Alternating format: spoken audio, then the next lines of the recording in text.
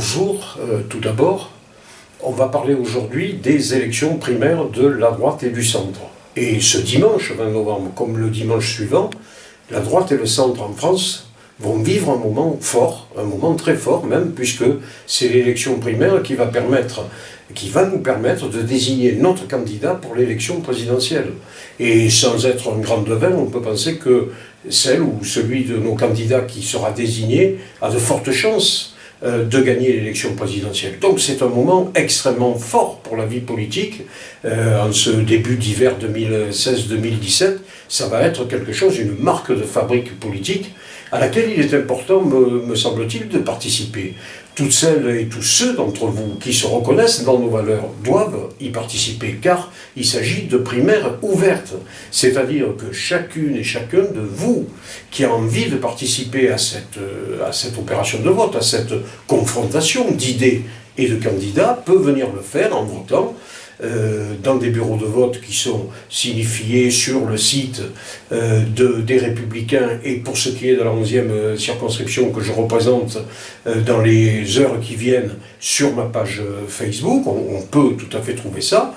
Il faut venir voter. Il suffit, c'est très simple, il suffit de venir avec 2 €. Ces 2 € ils sont destinés à payer les frais d'organisation de cette élection. Il faut accepter une charte de la droite et du centre, une charte de valeurs, dans laquelle beaucoup d'entre nous, même au-delà de la droite, peuvent se reconnaître. Et puis il faut arriver avec un papier d'identité qui permette, comme à n'importe quelle élection, de venir voter. J'ajoute juste sur le plan pratique qu'il n'y a pas de procuration, puisque les procurations lors des votes institutionnels passent par les préfectures, les commissariats, tel n'est pas le cas.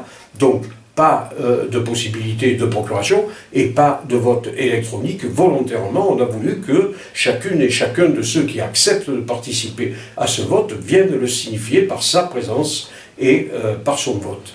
Et je me permets d'attirer l'attention sur l'importance de cette élection primaire. C'est la mise en concurrence de candidats, certes, mais c'est la mise en concurrence d'idées aussi. Et il n'y a pas de progrès sans concurrence, il n'y a pas de progrès sans émulation. Là, c'est une forme de progrès de la démocratie participative au sein d'un grand parti de gouvernement qui s'appelle les Républicains. Je crois que c'est une occasion qu'il faut saisir à un moment où on s'interroge sur la réalité de la vie politique française. Là, je crois qu'il y a un bel exercice à faire pour chacune et chacun de nous en matière de démocratie participative. Venez voter le 20 et le 27 novembre.